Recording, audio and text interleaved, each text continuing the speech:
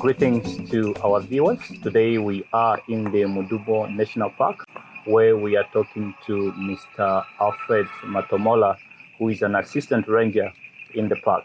Good evening, Mr. Matomola, and welcome to the discussions. Thank you very much. Good evening, sir. Good.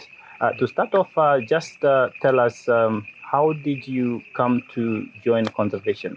Started because my uncle used to work in this in Ministry of Environmentalism when I was still at primary school. Through being at the secondary, there was these programs provided by the ministry, this environmental for with projectors for wildlife management, how you conserve wildlife and how you benefit from wildlife, Namibians and on the international level. So I got hooked through those programs. And that's when I said, when I'm done with my grade 12, I think I must find a way out onto the tourism industry. And then when I completed my grade 12, because I did not have a chance to join the ministry right away. So I joined the lodge. I was first employed at Chove Savannah Lodge, which is based at Kasika. Okay. In desert and delta safaris as a guide, field guide. Taking out guests, doing some nature walks, fishing trips. That I did for 5 years. Then after 5 years, I was promoted to an assistant manager in the same lodge, in the same company. And then I had to do that for 9 years. And then in 2015, I saw some posts in the ministry. They were on the note spot. And then I said, I'm sure this is my lucky year. Yes, so let me try. But before, in 2012, I tried to join the force. Okay. In Ministry of Safety and Security, of which I went through, undergone through all the process of written tests, physical fitness, and all interviews. So I passed. So the time they said, no, it's a departure day, and then I said, no, I'm not going anymore. So they've been calling me, say, no, we want this, and no, but why don't you want to? No, I think I need to find something that I want to, I do it with pride. Yeah, so the passion you are saying is in conservation. Yes, in conservation. So I don't know, I'm falling into a wrong. So then I dropped. I didn't go for that training, 2012. So I continued with the lodge until 2015. When I applied, I was called for the interviews. And then luckily I got the job of an assistant ranger into the Ministry of Environment and Tourism. Seeing that conservation is your passion, tell us how has been the journey so far since you joined the ministry? Yeah, the journey is very good because being in the lodge and join the ministry, it's a little bit different because being in the lodge, it's more of just looking, taking out tourists. But now joining the ministry, you need to look after. Yes, even the challenges, they are very difficult because you are more closer to wildlife, you are more closer to I know there's some threats here and there. So the journey is being challenging, but it's good to face challenges. Good. Yeah. Now, speaking about challenges, we understand that there was an unfortunate incident here in the Mudumo National Park where you were involved in a fracation with an elephant. Can you briefly just tell us about that incident? Yeah, it was another experience in life. And I know it was very difficult that day because it was the 1st April. You know what I mean when I said 1st April. And when people received that message, they said, no, it's not true because it's 1st April. Yeah, they're just they're just trying to play with our minds. And so it took time for people to believe in that day. So it was on the 1st of April, 2021. Because the minister has got this agreement with UNAM. We are doing the research in Mudumo National Park. I think it's called Mudumo National Park Biodiversity Framework. So whereby there's some research on fire management, research on wildlife, then we set some camera traps, spores and beds. So that day, it was the day to set up some camera traps at Mudumo National Park. So we're supposed to be 4, but 3 staff members and 1 UNAM student. So now in the morning, I drove to another station to Ngenda to pick up another staff member. Then he said, "No, I'm not feeling well." So then I couldn't hold it because we needed to proceed. So we went, the 3 of us. So it was I, student, and 1 staff member. Okay. So the target was to put at least 5 cameras. So we put the first camera, which was fine. We didn't encounter any problem. So then we went to the second one. That's where we got the problem. So because we had some coordinates on where we need to set up those cameras. So we drove into that Santika road while we're checking on the GPS. So when we saw, we were like 800 meters to where we need to set the camera. So then I drove out of the cut line into the trying to maneuver so that if it's walk, it's closer to where we need to set up the camera. So I tried to maneuver until when we were like 200 meters to where we need to put those cameras. But before we saw a small head of elephants. I think they were around ±5 or 6. But there was I think it was a family group. So and then they ran away. And it was because there was so much rain. And it was raining. It was very thick, the bush. Yeah, so to see at a far distance what is behind the bush was very difficult. So, and then we thought, now we'll just damage the car. So these 200 meters we can just walk and then put the camera, and then once we are done, come back to the car and then we put the next camera. So we didn't know that one of the elephants, it's like he ambushed. He didn't go very far. So we walked. So these 2 guys, they were a bit ahead of me. I was behind because one of my seniors called me. Then I was trying to tell him, "No, I'll call you back because I'm still in the field." So I didn't even finish that call. So I saw these 2 guys running from that side, coming back to me. But they didn't even say anything or talk to me. They just passed me, gone. So now, because I'm a person who can't run without seeing what is happening. Yes, I need first to see what are they running or what is happening here. So all of a sudden I see an elephant coming. So the big elephant running coming. So it was chasing the guys. So I was standing on it was a bit clear where I was standing because it was a bush, and then it was clear, and then behind it was a bush. So the guys were gone. So they were not visible anymore. So I was the victim because when he came out from that bush, he saw me. And I think it was less than 10 meters. So then I was having a cell phone and that my R1 in my hand, yes. So what I did is I just dropped the cell phone on the ground. But while it was still on the call. So then the bullet was already in the chamber. So I tried to move back. So to give it space so that maybe I can have time to shoot. So I must put my safety catch off. So in that process of moving back, so I stepped in a little hole. So then I fell. So while he was already on his way. Immediately when I fell, he was on me. So I was trying to dodge the horns. But though I was still having my rifle, I didn't throw it away. So I was trying to dodge, he was trying to pick me up, I was trying to dodge until when he picked me up here on your ribs? Yes, on my ribs all the way to my stomach here, down. And I had two of my ribs, I had a fracture. So now we were fighting. Wow, the phone is still on, so that guy picked up the noise. So it's like, what is happening? I'm hearing a noise elephant screaming and this person screaming. Something is not Something right. is wrong. And those guys were gone. So it was one-on-one, just me and the elephant. So it's just you fighting the elephant. It's better of life or death. Okay. So as we were fighting, so, but already I was injured. But I couldn't feel it.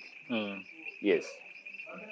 Until when the fight was done. So through that fight, my rifle fell out of my hands, but didn't go far. Yes. Then I could see it's lying, but not very far from me. But we were still struggling to fight with him. So I managed to crawl a bit with my back. Then I picked my rifle. So that time when I was moving backward to trying to put my safety off, I managed. Luckily. But I didn't know I managed to put it so that it's ready for me to pull the trigger. Yes. So when I picked it up, and then that's when I pulled twice in my trigger. So 2 blades came out. So when that 2 blades came out, I heard the elephant screamed. I think he felt. You felt the bullets. Yeah, I felt the bullets. And then that's when he turned, and then he left. So, and then he never came back. So that's the time I realized, no, I'm injured here. So then it was quiet. Elephant is gone. I'm there. The guys are not there. So just me alone there. So first thing that I did, I prayed. At that very moment? Yes. Because I had to hold your intestine in my hands. And then knelt down, I prayed. That's the first thing I did. My life is like this is like. So after a while, and then I could hear some people calling me, Matomola, where are you? They're coming back. They're scared. And I think from there, things like that person maybe it's already gone. When you think of an elephant fighting a person, chances of survival are very slim. So then I answered, no, just come and help me, take me to the hospital. I'm injured. Where is the elephant? No, the elephant is gone. So did you have the strength to stand at that exact time? I didn't try to stand, but I only tried to kneel down. I didn't try to stand. Okay. Yeah, because the intestines were hanging. Yeah, and the bit of my lungs were out. So when the guys came, they picked me under my arms. Then I said, no. Don't just pick me like that. So wait, you can see the intestine outside. These things, I was talking to them. So these things they don't need to be dry. So you take your shirt. I told one of our staff members, bring your shirt here. So I tie these things in. Yeah, so he brought his shirt. And then I tied those intestines to the shirt. Then I said, now you can lift me to the car. Then I told him the cards for the keys are in my pocket, so get the keys. So then they took me, because it wasn't that far. So they took me to the car, and then I told him, no, just put me behind the car, don't put me in front. So I was talking about the guys were panicking because it's like the person is going to die in the car, and even the driving was very, it was very rough because, it's an emergency. And that's how I ended up to Sangwali Health Center, because it's the nearest. I think it's like 20 kilometers. And then when I reached there, it was emergency. They had to attend to me. So when they arrived in that health center, they communicated with doctors in Katima. They said, no, we have a very serious situation here. And then the doctor said, no, how are the organs? No, there's no damaged organs. So then the doctor instructed the nurse, no, you need to push them back. Oh, that was very painful. Because, they had these injections. To take away the pain at that moment. They were finished. So they were pushing them, intestines, and you could feel it. Yeah, yes. It's like someone is pulling your heart out. So I was screaming in that room. So, but they had no choice. Yes. They had to do it. So, and then they managed to put them back. And then they were told to get a clean, wet cloth to put on, then put bandage around. Then I was taken to Katima with an ambulance. And then they were waiting for me. But I was talking to the nurse. You were conscious the whole time? Yeah, I was not conscious. Let's say I was not scared. I was talking. I was communicating to the nurse. So all the way to Katima. But I could not see how far we are, where are we, but because it's a road that I normally drive every time, and there are those speed humps. Already I could be calculating in my head that now these first speed humps we are at Kanono, these ones we are at then now we are at the checkpoint. Because the map is already in my head until when we reached the hospital.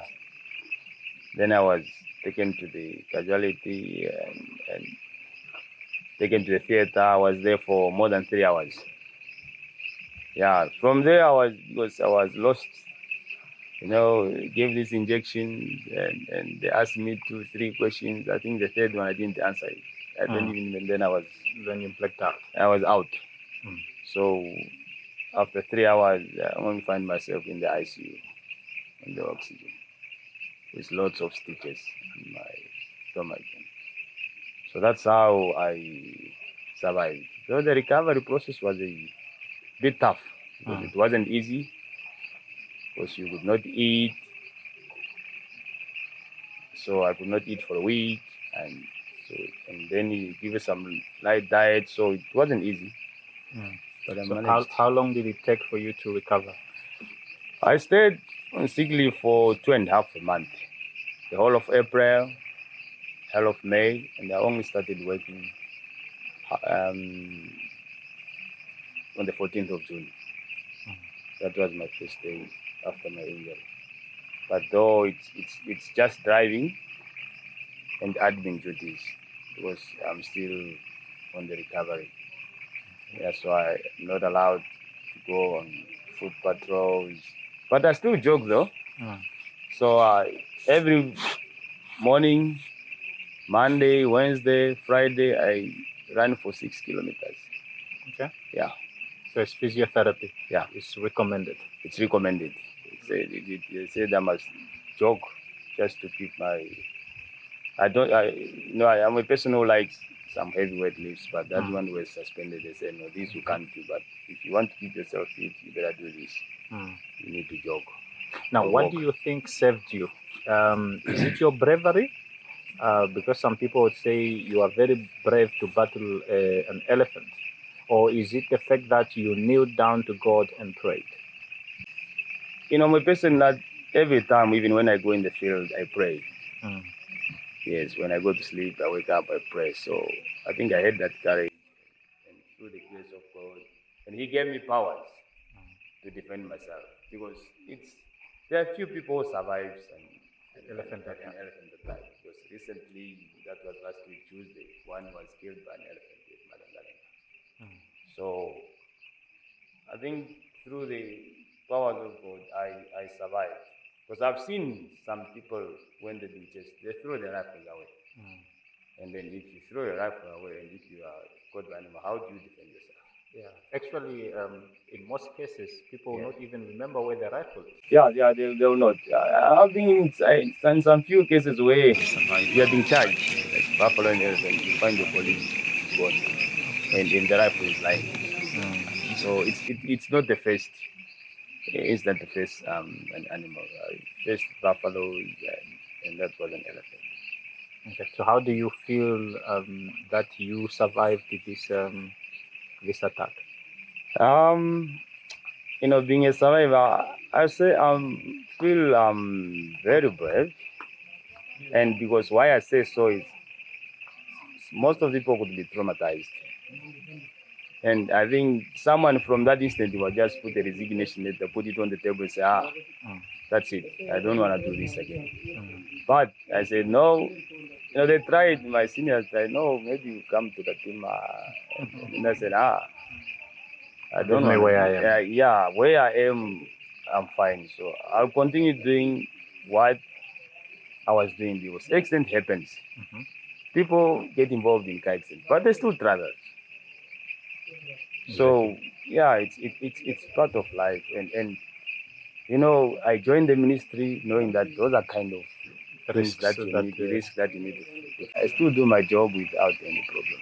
So I'm very proud of myself. yeah. Now, being a passionate conservator that you are, was your passion shaken? Did it decrease at some point? Nothing was shaken from how I feel. Because if something was shaken, I think I was not going to come back. I was going to maybe move to town, maybe move to another place, but I still feel I'm the same or I feel it's even increased because now, being into that situation, and we've got other staff members, they also now know. They learn from it. Yes, you are sharing your experiences. Yes, so I share my experience openly to everyone, and I tell them this is what happened. So now, even when they go in the field, because of what happened to me, they know, okay, all right, this is a number of team that we need to, number of people in the team that we need to deploy, armed people that needs to be in the field so that you can cover yourselves. You see, so we know even if we go for human wildlife conflicts, even in the park, we know it's who and who we should attend to it. Those people who are strong heart. Otherwise, other people run and leave you alone again.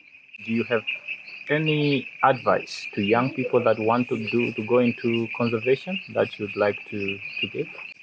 Those accidents in protected areas, in conservation happens. And it should not destroy your passion. Yes, it's something. Death, it's everywhere. Yes, it's not just with wildlife in the bush. A lot of this. So, if to those young ones who are still growing, they have the passion to join the ministry or the conservation, they should just continue. And when you look at it, how long, how many incidents happens in the year, or it takes long. Exactly. Yeah, it's not like it's happening every day. It's happening every month. It's happening every year. So it takes time, and maybe people are even forget about it until when it happens again. Say, 10 years ago it happened with that person. And luckily, you survived to tell a story. Yes, I can share the story. Even now, everywhere I move, this social People are media, asking you. then they say, is this the person? Is even driving? Is even running? You look physically fit. Yeah. You look physically fit. Though from the hospital, I lost at least, because I was like 85 kg. Then from the hospital, I was 77. Okay. So I'm recovering now. I'm on 82. So my recovery is very good. So I'm just on few follow-ups, and then. Good. How has been the support from your colleagues, especially also from the ministry, from your friends and family? How did this push you to your recovery? With my family, there was a lot of support from my colleagues and from the family. So I don't know on the ministry side, because we have colleagues which are within the regions. We have colleagues that are outside, but I've seen, because I never had time to look on the groups that are official groups for the ministry, but I only had time when I recovered. But I could see it was updated, and people were sending a lot of good wishes. Yes, and because I never had my phone for like 3 days, but the day that I got my phone, because that phone meant in the bush, I could answer maybe more than 200 calls in a day. Yes. Okay. From families, colleagues, from senior staff. So you feel, even when you're in the hospital, you feel they're just there. They are motivating. Yeah, so you feel, no, I'm loved, and people, they want me back. And so you recover very quickly.